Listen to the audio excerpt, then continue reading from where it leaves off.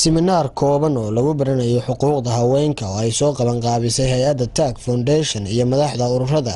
AED Tadaamun iyo haweenka oo ka dhisan magaalada Galdogob ayaa waxaa ka faa'iideystay dhalinyaro reer Galdogobeeda waxaana seminaarka ugu horeynba furtay Maama Caashe Geelle oo ah madaxa hay'adda TAG Foundation. iskuulada dhigan jirnay baantana loo yimaado madaxana loo salaaxa waxa la jiray mustaqbalka bari baa tahay soo aragnaa oo kontin jiraaho odayaashii waagaasna dhihi jiray awlina ag taagan yihiin marka annaga maanta ma rabno inaan muxuu ahaayay aan sidii yeelna ma rabno waxaan rabnaa dhalinyarada intay yar yihiin jaamacadaha dhigtaan iskuulada sare ka soo baxeen iskuulka dhigtaan in ay bulshadooda fahmaan midda kale waxaan rabnaa inaan wax yar idinkaga soo macluumaad uu sheegay barnaamijkan soo ku soo bilowday runtiina sidii aan jeclayn ayuu ku socdaa sidaan ku soo bilownay waxa weeye adduunka waxaa ka batay ama dhaqan ka batay Soomaaliyana ka batay qof baa meel furaya markuu meel furo wuxuu qaba inuu asagu leeyahay waligu wuxuu rabaa inuu dhex taagnaado waligu wuxuu rabaa inuu ka arrimiyo waligu wuxuu rabaa inuu san talada cidna wax kaba ka siinin ujeedka marka annaga aan raadinaynay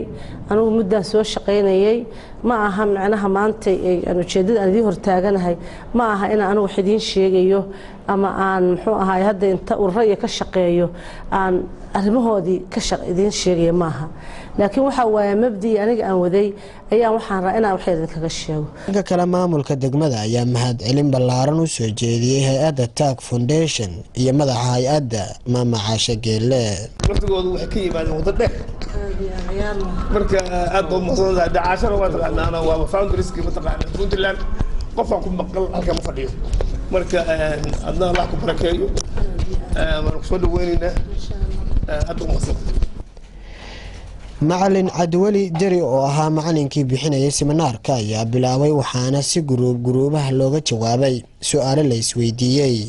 waxaan kaloo dhahnay gabadha wax baratay waxay hoos u dhigi kartaa tacadiga dumarka loo geysto tacadiga dumarka loo geysto horta inta badan rag baa geysta waddan waa ogaan kartaa marka waalidka inuusan ilmaha la diriirin oo dagaalamin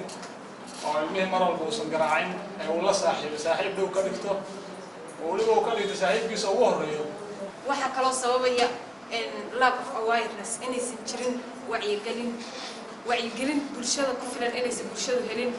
gudoomiyaha isboortiska degmada Galdogob Ibrahim Xasan Usmaan kana mid ahaa ka faa'iideystayaashii seminaarka maanta ayaa u mahad celiyay hay'adda TAG Foundation ka qayb galno barnaamijkan waxaa mahad gaar u celinayaa la kasakow